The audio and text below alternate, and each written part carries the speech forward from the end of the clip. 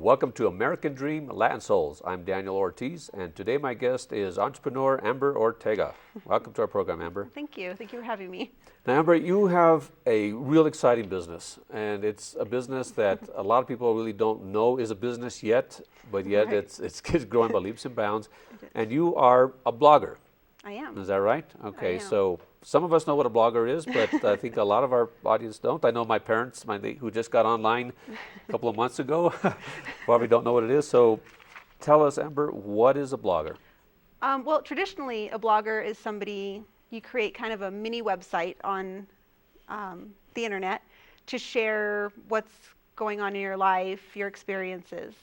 In the past couple of years, it's turned into more of a business. Bloggers are starting to share what they think about a product, you know, what's working with their kids, what's not working with their kids. So you're influencers. Influencing. Okay. So blog is basically a website, and you share information with people who Right. follow your blog. Okay. Right. All right. So we want to talk about that because you're a Latina blogger, and you've making a national impact, and there's some national organizations, national companies that are contacting you to influence for them. So, Right. so that's very exciting. So, but our first question we ask all our guests is, what is your American dream, and what does it mean to you? My American dream is really, I love working for myself. I love being able to have the flexibility to be available for my kids. If they have an appointment, you know, I can go, but still being able to help support the family. Being able to live comfortably, but having a little bit of freedom. You know, not having to listen and have somebody tell me, no, you can't go to that appointment. You know, no, you can't be sick. Well, freedom is a core value of entrepreneurs. Right. You know, a lot of people, when they start off their career, they want safety, security, so they can work for big companies. Some of them like the idea of being identified. You know, I work for such and such company. They get part of their identity for that. But entrepreneurs, you know, we love freedom, right? We want the ability, like you said, to take the kids, you know, to doctors when we want, to go on vacation when we want. We don't want to be told what to do. Right. Okay, so we have identified you are an entrepreneur by definition. Yay! Yeah. And your blog is called Thrifty Ninja. Right. Okay, so tell me about Thrifty Ninja. How'd you come up with that name, and what does that mean? When I started my blog in 2009, and it was really because family of 5. My husband was the only one working at that time. We were on a really tight budget. So I started couponing, and I started finding ways to save money. And I figured I should use this and share it with other people so that other people can learn and do the same things and be able to still live well, you know, on a really tight budget. And it kind of grew from there. It turned into more of sharing more of what I was doing with my family, or this product is really good, and if you spend the extra money, it's worth it. Or, you know, don't bother spending the extra money on this kind of product because you can get the same thing, you know, for cheaper. Or so you just start sharing this with your friends, your girlfriends, your family? How does I started I wasn't really sharing with anybody. I just started it just to start writing. I had worked for other blogging companies, freelancing before this. Okay. And I realized, well, if they're paying me to do this for them, why am I not just doing my own on the side? And so I started kind of as a hobby, sharing, you know, just different ways to save money. And it's just turned now into a full-time job. Okay. And you get money by sponsors, companies, large companies, and tell me some of the name of the companies. On Procter & Gamble, of course, is a huge, I mean, they pay you to share information about their products, I guess, right? So tell some of the companies that are, and we'll talk about later about your trip with Disney, associated with Disney. I work with Disney. I've worked with Procter & Gamble, Brightex, who makes the car seats. I'm an ambassador for them. Gosh, I've worked with so many. I have hundreds of companies probably that reach out to me just in the past year. It's just grown by leaps and bounds. And they come to you. You don't have to pitch them, which is right. You know, no. which is a dream come true for any entrepreneur to have. You know, because a lot of entrepreneurs, we got to go out, we got to approach businesses. Right. You know, and this is the other way around. So that's fascinating. That's amazing. That's right. incredible. PR companies are sending me emails all day saying, we have this new product. Will you write about it? Can we send you this? Can you write about this? Can you tell your readers about this? So you're the forefront of the new way of marketing.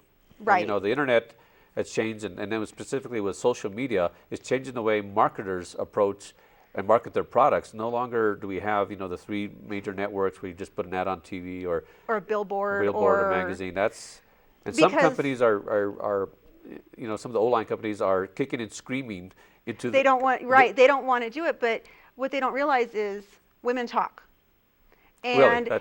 Women talk. Really? That's the big thing, and that's why a lot of women are getting into blogging now, is because it's a natural way of sharing.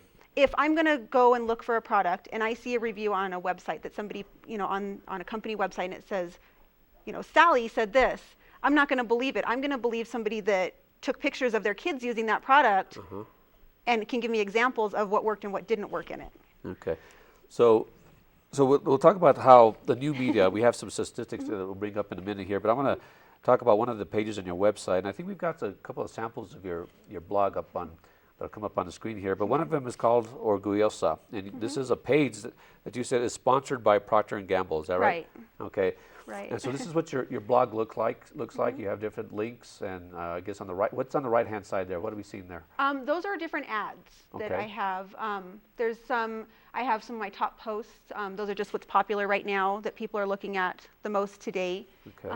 And then I have different companies that I'm either working with or, have paid for that spot.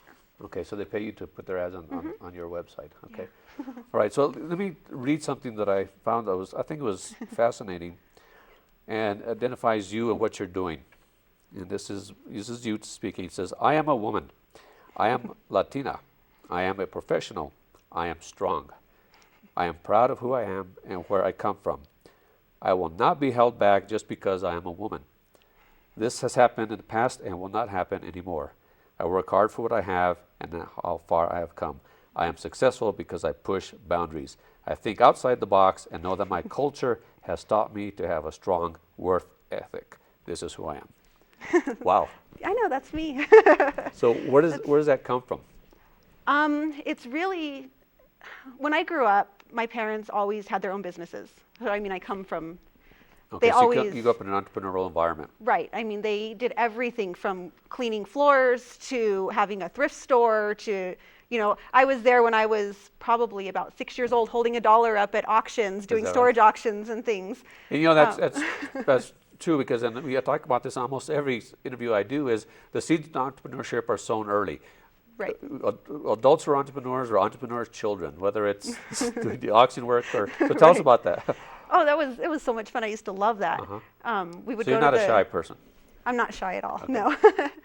I used to be, I don't know. I grew out of it, I guess. But when I was little, we would go to the storage auctions, just like what you see on TV. They're exactly like that. And we would have something that would come up, and I would say, I want that. So my dad would be like, here's $1. Like, I bid $1. And it worked because, nobody's going to bid against a little girl. So it worked. We would, win different things. We'd bring everything home, go through it, and then, take it out to the flea market to sell, or my parents would put it in their store. So you created opportunity. Right. Okay, and it's through necessity sometimes. Right. Especially right now, there's so many people that don't have jobs, and they say, I can't find a job, I can't find a job. Well, create a job. Exactly. I created a job because I didn't want to be outside the house. I have 3 kids. 2 of them have behavior disorders, so we're at appointments all the time. Okay. And I can't work. There's no way that I could be outside the house and not have the flexibility. So I had to figure out what I could do to be home and be available for them. Okay. All right. So tell us about the business of blogging. First of all, I want to know how the name Thrifty Ninja came about. What's specifically with the ninja part? I really don't know where the ninja came from. I was brainstorming names, and I wanted something about frugal and thrifty and saving money. And that's how your blog started, is you want to share information on how to save money. Right. With you, okay. And for some reason it came together, and my husband says, I don't like that name. I said, well, I kind of like it. And he says, I think you should figure out something else. I was like, no. And so it was kind of almost, I think, I was kind of rebelling against him because he thought it was such a bad idea, and I really liked it. And now it's stuck, and I have PR reps constantly emailing me, telling me that they love my name. And I have people on Facebook are sending me pictures of ninjas. Is that right? And so it's just, ninja has become my Okay. my So deal. it's evolved into what now? You start off, and you still, a bit large part of your blog is devoted to coupons and savings, and I so really what don't does share it evolve to? coupons anymore. Okay. I try to show. I did recently a post on different ways. I'm working on one right now to use hydrogen peroxide, which is, simple. It's something that everybody has, and there's so many more uses than what you know. Okay. Or how to use dryer sheets. And I have 50 different ways to use dryer sheets. Is that right? Okay. Or, it's just different things like that people don't think about, but it's ways that you can really save money, or you can just make your life a little bit easier or better by using something that you already have. Okay. And so obviously, especially a large company like Procter & Gamble, which has so many home products, Right. is, looking at your blog. And so tell me about your relationship with Procter & Gamble, and what does that evolve to? Oh, I started working with them about a year ago. And they approached you? They approached me for a campaign they were working on for Downy. Okay. And I met one of the PR reps, Jose, out at Hispanicize, Okay. the big conference in Miami. And our relationship has just built since then. And they'll send me products and I write about them, or they'll just send me sometimes press releases and I share them just because we have a really good relationship. And so we kind of help each other out. Okay. And All right. So we talked earlier, one of the benefits of being a blogger and being you're a social influencer is what you are. right. I mean, technically you blog, but what you do is you're an influencer. Right. And you influence other individuals. So, that's a highly, highly prized asset for a company.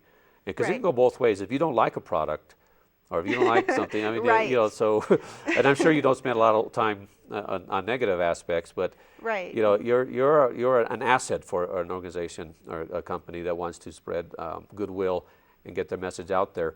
So tell me some of the benefits of being a blogger. I mean, companies are sending you, would you tell me, free stuff all the time. Right. So especially it's with really not around Christmas. free. It's not free because I am working for it. I'm writing about it. Okay. And I'm sharing the information. But and you don't have to pay for it. I don't have to pay for it. But you But I'm okay. spending my time. So tell us some of the companies and some of the stuff you've gotten.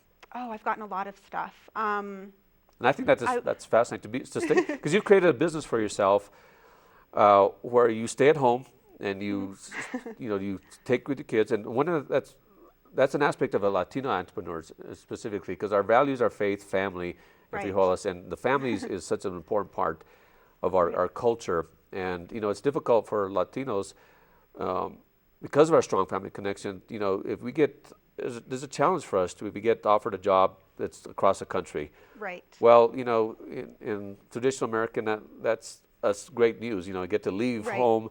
Right. But with the Hispanics, we want to stay We close want to to stay family. close to the family, right? And that's what I love about the business that you've created is that You can go anywhere. you go anywhere, but you stay at home, but you get stuff. Right. So I interrupted you. So what kind of stuff are people sending you, or companies sending My you? first thing that my kids loved that they thought was the greatest thing ever was a rock board.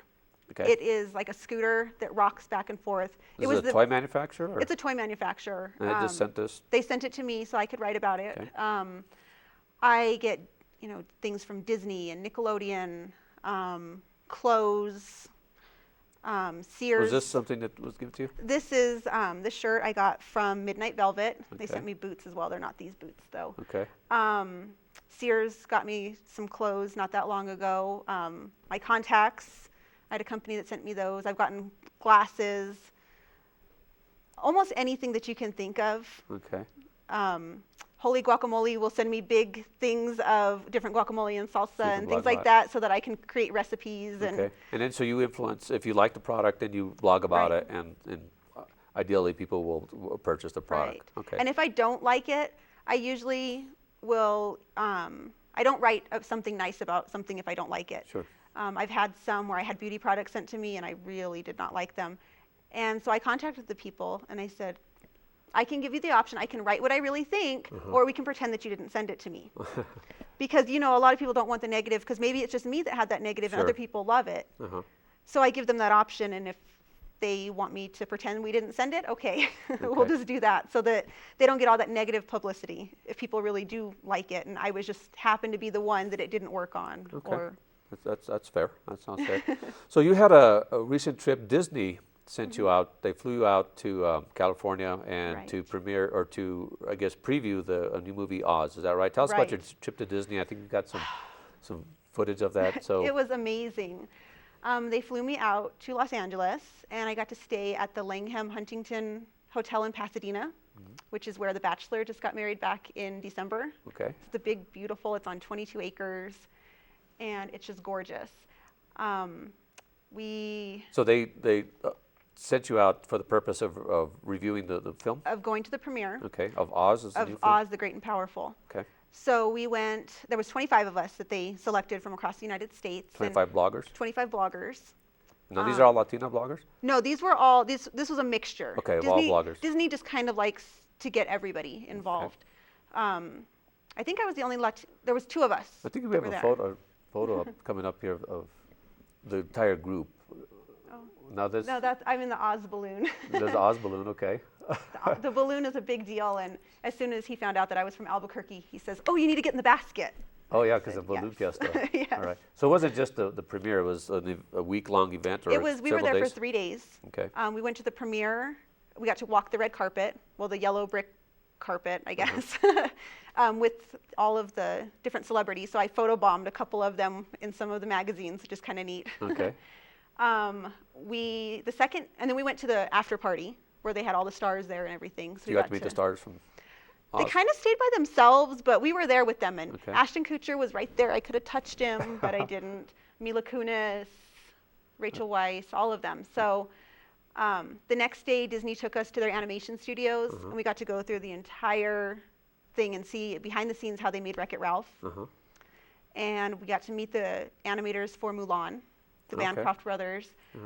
So that's pretty exciting. So you It get because you're a social influencer, and I want to talk about the business of blogging in a minute, but you've created a business for yourself out of necessity or out of, and utilizing the core values, and that's a true entrepreneur spirit. Take something that's ostensibly negative, but creating something positive as a result of that. So kudos to you for that, and now you're reaping the benefits of that. And so you get items that are sent to you. You get sent on trips. So let's talk about blogging and the business of blogging. How many bloggers do you think are out there now? And I know it's growing. I think we've got a graph of the influence that blogging has now It's in marketing. huge. And that graph is actually a couple years old. It's growing every day. There's so many bloggers. I went on this trip, and I've been blogging now since 2009, and in this niche of the mommy blogging is what we are. And I didn't know any of the girls. I hadn't even met them in other groups or anything, which is surprising because I'm all over the place. I'm Right. everywhere. So I mean, there's just hundreds of thousands. Hundreds of thousands of bloggers now. Okay. Right. And how much time are people spending on online media now, social media? More and more every day, because everybody's on their phone. You've got Facebook right there. You have Twitter right there. I think we've got a So- graph here. So tell us about the graph here. What are we looking at? Well, that's just showing how much people are spending really with the social media, how it's growing. You can see that in 2007, it was down lower. And it's just more and more time. That blue shows the social networking, how much time is being spent on Facebook Billions and Twitter. of hours. Okay, I see that. And it is, I can't remember exactly how much it is, but I know that every person in the world, I think it's an average of about 2 hours a day on social on media? social media. Not just the internet, but social media Just alone. social media, which is, Okay. Facebook, Twitter, Pinterest. I mean, there's so many. Right. There's right. so many. LinkedIn, even there's StumbleUpon, and I don't know, there's more every day too. It seems like there's different things that are coming up. There's Vine now, which I haven't really gotten into. I don't know. I'm not good with those videos, but Okay. All right. So that's the way the economy is going. Is as far as marketing. Again, we Right. talked earlier about no longer is it beneficial for companies just to put an ad on a billboard or even put a advertisement in magazines because people are spending on social media. Right. And if you've been in sales, and I've been in sales for practically all my life, they always say that word of mouth advertising is the best, Right. isn't it? And that's really what you're doing. You've That taken word of is. mouth. That's what a blog does, really. that isn't it? is. When we were out in LA with Disney, we had a hashtag on Twitter. It was Disney Oz event. Okay, now for people who are not, so, Who you do it we're on not Twitter. that taking, what's a hashtag? Hashtag is it's just something that you can use, one phrase that you use to be able to track how much traffic, an event or anything is. Traffic on social media. On social media, on Twitter. How many people are following it or Right. viewing that And site? when it gets really popular, it trends, and there's a little on the side of Twitter, it's a little thing that says, these are trending, and it's what people are talking about. Okay. So we use Disney Oz event. So anything that we were tweeting out while we were there, we were using that hashtag. I see. The last number that I heard, the 25 of us had created 81 million impressions. For that one event? For that one event. Oh my God. So and it's still growing because we're still talking about it. Because Okay. we're still sharing. We interviewed everybody, and So before even the film has even come out, before any trailers are put out, Disney has 81 million people who are aware of the film. Right. And that's powerful. That's powerful. That's extremely powerful. So I can see why companies are, moving into that direction, and you're part of that. So let's shift a little bit of gears here, and let's talk about being a Latina entrepreneur. Okay. So tell me, what kind of values, Hispanic values, help you in your business and your career, and your outlook in life? I really think it's been, ever since I was a kid, I watched, my dad worked so hard. And he always taught, do whatever you have to do to make it work. And I've always, done that. And I've pushed myself past where people would give up. I didn't give up. I just kept on going, kept on pushing myself, because I know this is what you have to do to make it work. I don't care how much work it is. Eventually it's going to pay off. So if I want to be able to provide for my family and I want to be able to be available for my family, I have to make it work. So I don't care if I have to get in the trenches and do the work that, most people wouldn't want to do. Or, I've done a little bit of work for other people, doing, writing up posts for them for really cheap. But I needed the money, my kids needed whatever for school. So I did it. So you do what you have to do. You do what you have to do. Okay. All right. So, and it's interesting about what I call the untold story of Hispanics in America. Nationally, especially with national media, when you talk about Latinos or talk of Hispanics, the first thing that comes to mind is illegal immigration, right? Right. How many of us are up to here with illegal immigration? We're not all. And the untold story is that Hispanics are starting businesses at a rate 4 times the population at large. Right. But Latinas, Hispanic women, 6 times. You are 6 times as more likely if you're a Hispanic woman to start a business than the population at large. And I think part of that comes from our values is work. We have a strong work ethic. And it doesn't, I know my family, my parents and my grandparents have always, they don't really care what you do as long as you're working. As long as you're working. And there's no such thing as not working or taking, benefits. It's like, that's not part of our culture, is it? Right. No, you work and you do what you have to do to make it work, no matter what it is. There's, some cultures where they don't want to have to work hard. They want everything handed to them. I've never had anything handed to me. My first car, I was making payments to my parents for it. Working at Dairy Queen, and you do what you have to do, and obviously it's paying off. It's paying off. It's paying off now. So. Okay, so let's talk about the entrepreneur path. Being an entrepreneur is not easy, and when you start off, there's no guarantees, especially when you started blogging. Blogging wasn't even a business 5 years ago. It wasn't. It was just people sharing information, and we went from, I don't know how, we shifted from when the internet came out, from newsletters to blogging very quickly, right? Right. People start their own newsletters, and then, so tell me about the entrepreneur path, okay? And it's not the easy path. What are the challenges that you have faced and continue to face, and how have you overcome them? Well, being an entrepreneur, I think any entrepreneur in any field it's scary. It's scary to take that plunge and to really put in all that time and effort, and you don't know if it's going to pay off or not. So you just kind of have to put that behind you and just say, well, I don't care. I'm going to try my hardest, and just hopefully it works out. And I mean, prior to this, I had other things that I did. I did an online boutique, and I did freelance work, things like that, and it was hard. And there was times, even now, there's sometimes months where I don't make very much. But I'm working so that I get that to where it gets to be steady, and I'm always making enough to be able to cover all of our expenses. Because it's scary not knowing that you have an exact paycheck coming in. Right. And I think that's the hardest thing for a lot of people. The uncertainty. And the rejection. Because when you start, people don't know who you are. Nobody wants to work with you. That's and true, so isn't it? you have to build up a reputation. And it takes years to become an overnight success. A lot of times, right? Right. Yeah. So how do you face rejection? you just have to take it with a grain of salt. Just, okay, well, this person said no, so I go to the next person. Okay. And you just keep on doing what you're doing and trying to do it well.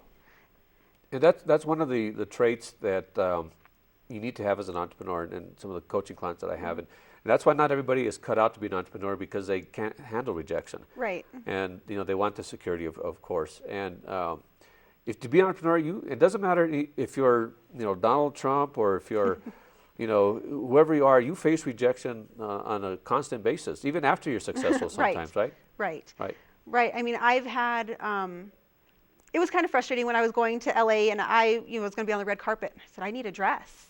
I want a really nice dress. Well, let me see who I can get to sponsor. And I sent out email after email asking companies, and everybody said, oh, that's great. I hope you have a great time, but we can't do this right now. No, we can't do this right now. No, sorry. No, sorry. And it was kind of like, wow, I'm going to Disney. I'm going to be walking the red carpet. And why don't you want your stuff showcased? Am I not good enough? Or you see, I have friends that are out in LA and they go on trips all the time, and they get sent out to wine vineyards and they get sent here.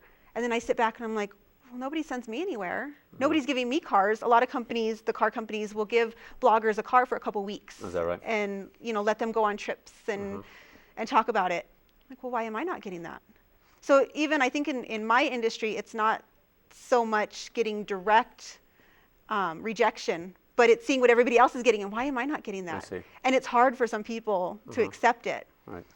And I think for me, I take that as, okay, well, let me look and see what they're doing so that I can improve.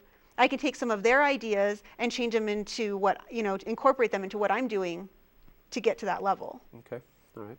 So tell me, what's next in blogging? I mean, what's next for Thrifty Ninja? You have actually, Thrifty Ninja is a broad category. Do you have other I do. blogs or other? I just started a new blog because I do have 2 children that have behavior disorders, and it's a very difficult thing to deal with.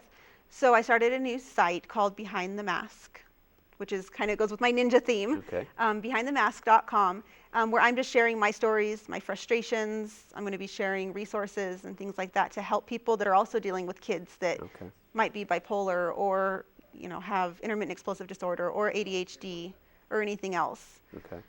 So I'm kind of taking that now to be able to hopefully help other people, because I have gotten a lot of good feedback from people that are dealing with the same thing but have never had a place to be able to share that or realize that other people are going through it. Okay, very good. All right. Well, I saw on your website you have like several subcategories of the ninja theme, or did I see that wrong? There's like, or you have a blog, a blog of a blog. I have. What do you mean? Well, I may have seen it because you have like several pages. Tell me about the several. You have we got about 2 minutes left. So you have, what are the things that you share on your blog? Oh, I share. I've gotten pretty broad now. Entertainment. So I share information about movies and television shows, things like that would be family friendly. Different ways to save money. I talk about fashion, beauty, really anything that would be interesting to me as a woman, as a mom. I like to share recipes. I try to do as many recipes and things as I can. And there's actually an organization of entrepreneurs now, or an association. You went to an event called Hispanicize. Right. Tell us briefly what that was about. Oh, Hispanicize is a huge conference for Latino entrepreneurs, really trendsetters in any type of industry, really. We all got together just to show support for one another. There was blogging sessions to help teach about social media. It was really a community feeling, because you were around all Latinos of all different areas, and you all got to share ideas. And okay, very good. So this is expanding nationally with Latinos on a regular basis. Huge. Okay, we've got about 20 seconds left. In that time, what advice would you give to any Latina or Latino out there who wants to start their own business, maybe a blog or be an entrepreneur? What advice would you give? Find your passion and follow it. Don't do what everybody else is doing. Do what it is that you love. And even if it doesn't seem like it's working right now, make it work. If you love it, it'll work. Okay, good advice. All right. Well, Amber, thank you for joining us on American Dream Latin Souls, and we all look forward to following your blog on thriftyninja.net. And I'd like to thank our audience for joining us on this version of American Dream, Latin Souls. Be sure to visit us on the web at latinosuccess.com.